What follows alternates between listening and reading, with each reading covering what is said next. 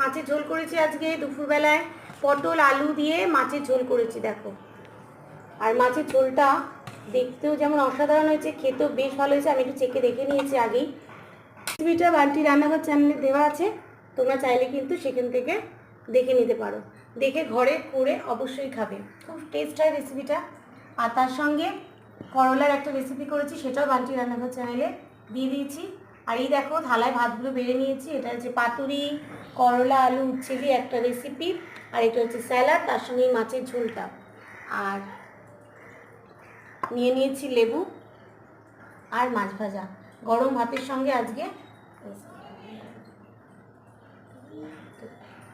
আর এই দেখো করলা দিয়েছি।